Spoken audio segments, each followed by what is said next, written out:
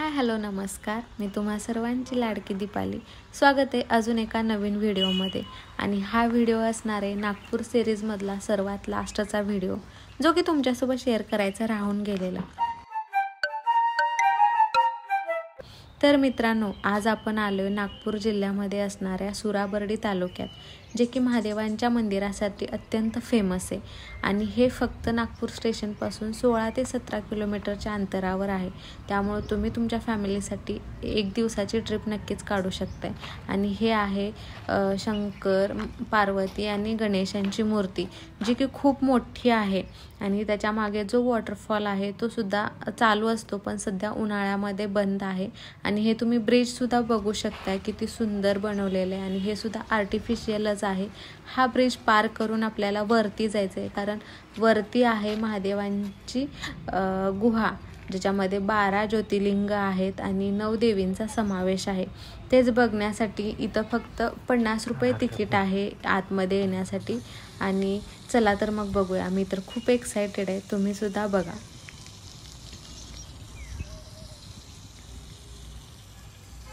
हे सगळंच्या सगळं आर्टिफिशियल बनवलेलं आहे. आणि आता आपण गुहेमध्ये जातोय.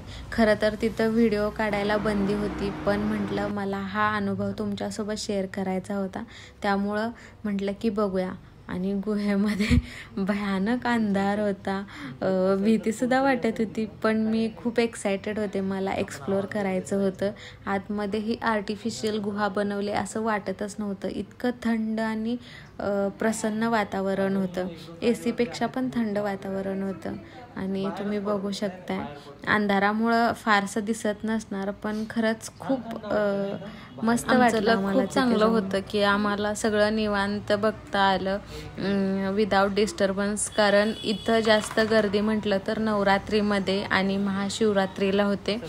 श्रावण महिन्यात पण जर सोमवारी भयानक गर्दी असते, पण आम्ही उन्हाळ्यामध्ये गेल्यामुळं तेवढी आम्हाला गर्दी जाणवलीच नाही. मोस्ट ऑफ नव्हतीच गर्दी, म्हणूनच आम्हाला निवांत दर्शन घेता आलं. आणि हे आहे शंकराचं रूप, जे अर्ध नारी स्थितीमध्ये आहे, म्हणजे अर्ध शंकराचे आणि अर्ध पार्वतीचे. संपते हाडू वाचलं.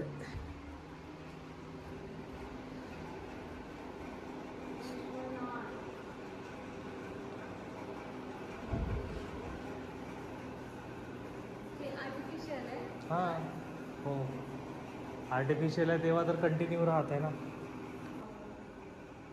महिषासूर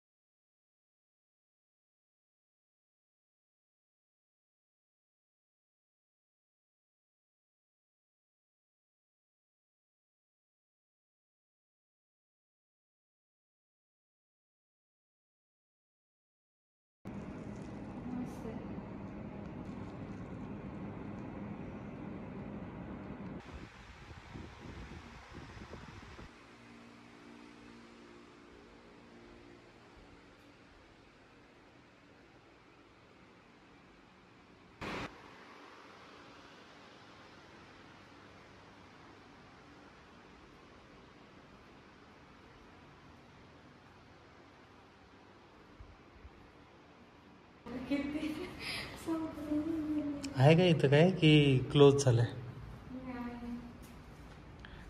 आपण तिथं चालूय परत.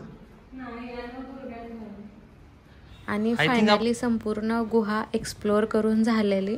आत खूप छान वाटलं, खूप सुंदर वाटलं. आणि हे शेवटचं विठ्ठल आणि रुक्मिणीचं मंदिर होतं, ते पण बघून झालं. आणि आम्ही आउटडोअरला आलेलो, बाहेरून गुहा कशी दिसते, काय किती मजबूत आहे हे बघायचं होतं. त्यामुळं बाहेरून गुहा एक्सप्लोअर करायला मिळालेले. आणि किती सुंदर बांधकाम, कसलं भयानक कोटिंग होतं वरचं, त्यामुळं भारी वाटत होतं. आणि मेन म्हणजे हे पहाडामध्ये वसलेलं आहे, त्यामुळं बाहेरून असं हिरवं गार आणि खूप छान सुंदर वाटत होतं. आणि शेवटी थोडा इथं विसावा घेतला आणि आम्ही निघालो. तुम्हाला हे सांगायला अत्यंत आवडेल की तुम्ही जर 1 दिवसासाठी फॅमिलीसोबत प्लॅनिंग करत असाल तर सुरा बर्डीला नक्की जाऊन या. खरंच तिथं गेल्यावर खूप छान आणि प्रसन्न वाटतं.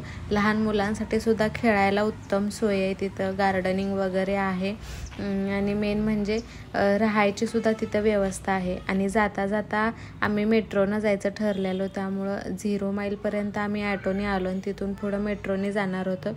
0 माईल हे आपल्या भारतातला मध्यस्थान मानलं जातं. थँक्यू. Keep support.